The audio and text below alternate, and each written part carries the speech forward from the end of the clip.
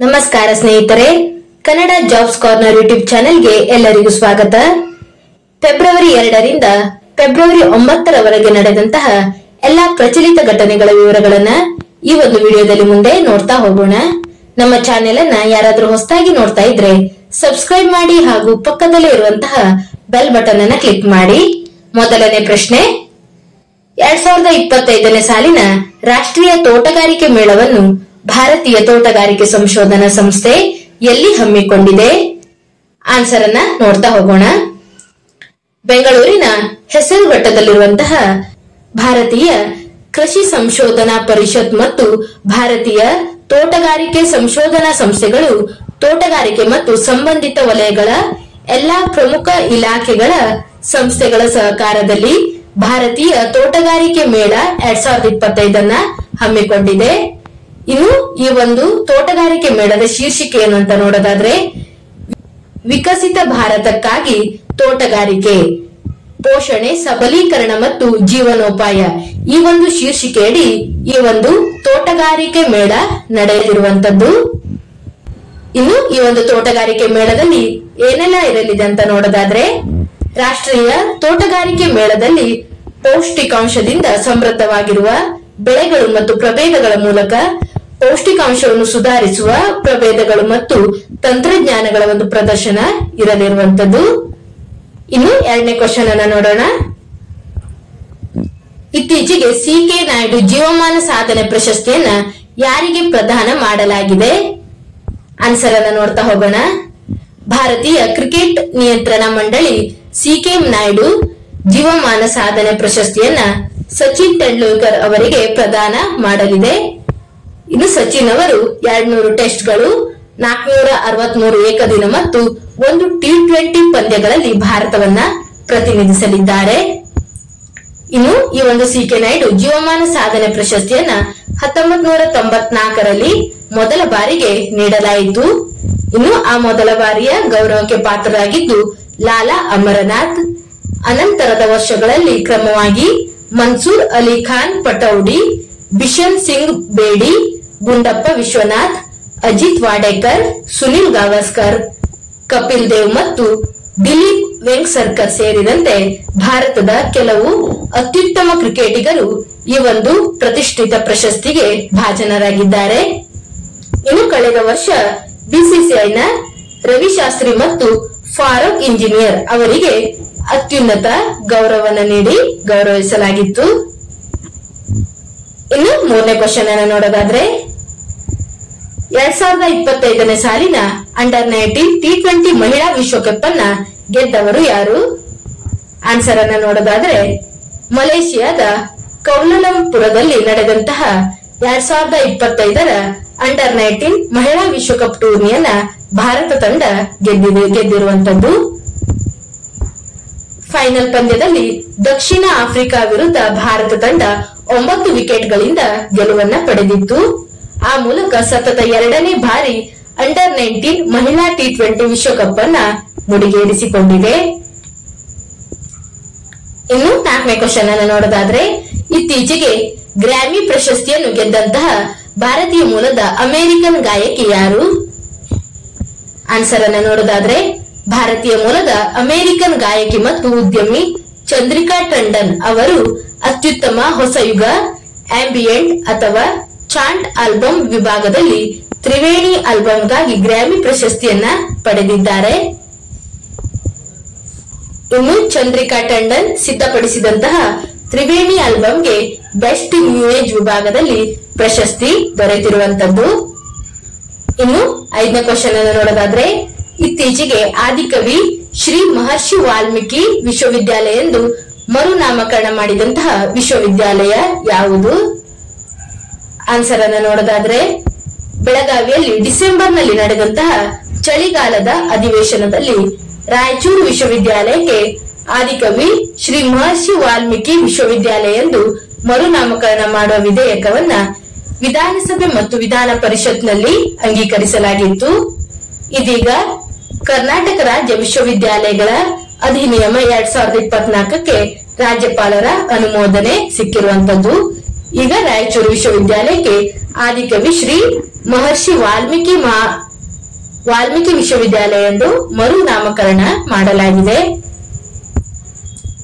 ಇನ್ನು 6ನೇ ಕ್ವಶನ್ ಅನ್ನು ನೋಡೋದಾದ್ರೆ 2025ನೇ ಸಾಲಿನ ಟಾಟಾ ಸ್ಟೀಲ್ ಚೆಸ್ ಟೂರ್ನಮೆಂಟ್ ಪ್ರಶಸ್ತಿಯನ್ನ ಗೆದ್ದವರು ಯಾರು?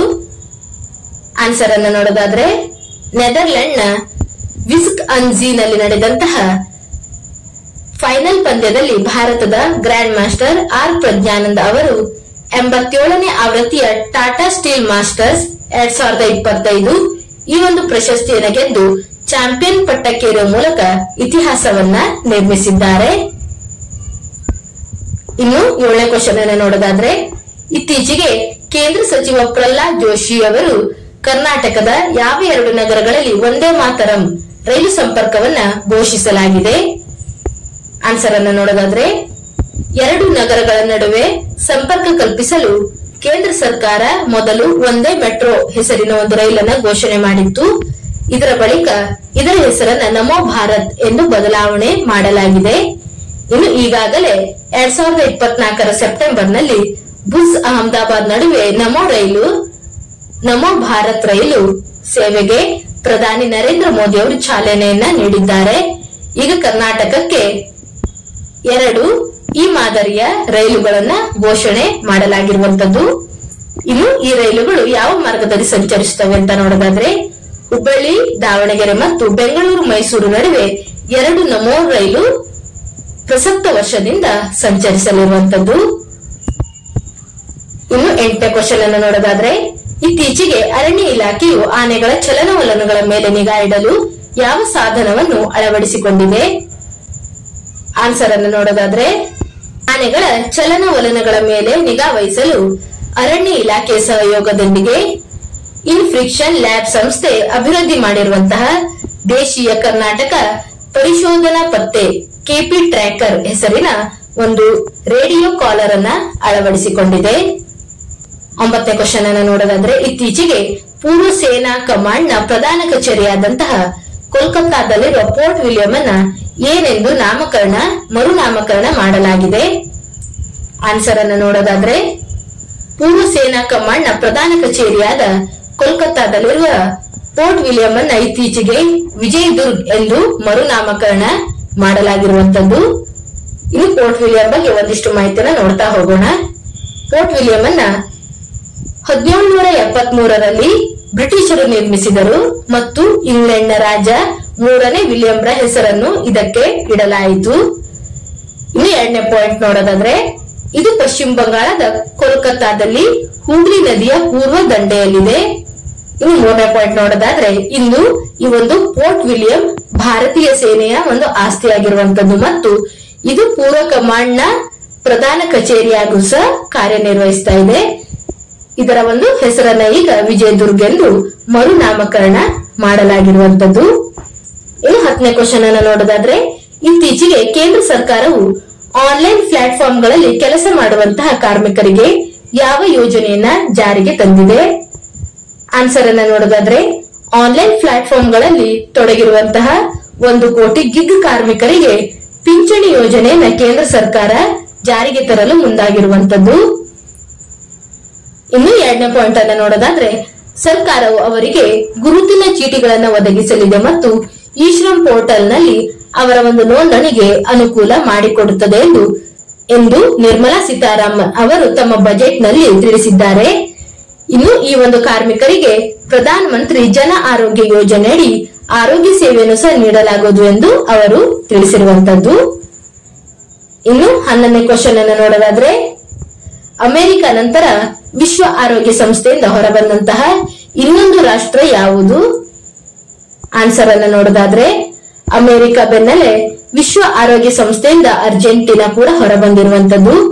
ಕೋವಿಡ್-19 ಸಾಂಕ್ರಾಮಿಕ ರೋಗದ ನಿರ್ವಹಣೆಯಲ್ಲಿ ವಿಶ್ವ ಆರೋಗ್ಯ ಸಂಸ್ಥೆ ಎಡವಿದೆ ಎಂದು ಅರ್ಜೆಂಟೀನಾ ಈ ಒಂದು ನಿರ್ಧಾರವನ್ನ ಕೈಗೊಂಡಿದೆ. ಇನ್ನು 12ನೇ ಕ್ವಶನ್ ಅನ್ನು ನೋಡೋದಾದ್ರೆ ಉಡಾನ್ ಯೋಜನೆಯಡಿಯಲ್ಲಿ 5 ಹೊಸ ಏರ್ ಸ್ಟ್ರಿಪ್ ನಿರ್ಮಾಣಕ್ಕೆ ಕರ್ನಾಟಕದಲ್ಲಿ ಯಾವ ಪ್ರದೇಶಗಳನ್ನ ಗುರುತಿಸಲಾಗಿದೆ? ಆನ್ಸರ್ ಅನ್ನು ನೋಡೋದಾದ್ರೆ ಉಡಾನ್ ಯೋಜನೆಯಡಿ 5 ಹೊಸ ಏರ್ ಸ್ಟ್ರಿಪ್ ನಿರ್ಮಾಣಕ್ಕೆ ರಾಜ್ಯದಲ್ಲಿ ಸ್ಥಳಗಳನ್ನ ನಾಗರಿಕ ವಿಮಾನಯಾನ ಸಚಿವಾಲಯವು ಗುರುತಿಸಿರುವಂತದ್ದು.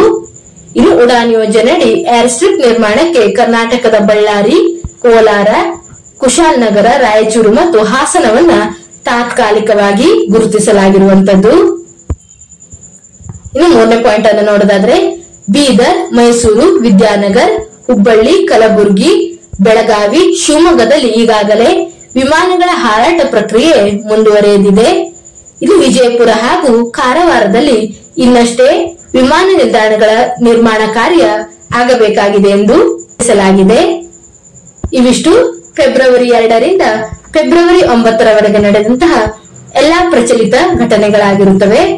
ಈ ಒಂದು ವಿಡಿಯೋ ನಿಮಗೆ ಇಷ್ಟವಾಗಿದ್ದಲ್ಲಿ ಒಂದು ಲೈಕ್ ಮಾಡಿ, ಶೇರ್ ಮಾಡಿ ಹಾಗೂ ಸಬ್ಸ್ಕ್ರೈಬ್ ಮಾಡಿ. ಜೊತೆಗೆ ಪಕ್ಕದಲ್ಲಿ ಇರುವಂತಹ ಬೆಲ್ ಬಟನ್ ಅನ್ನು ಕ್ಲಿಕ್ ಮಾಡಿ.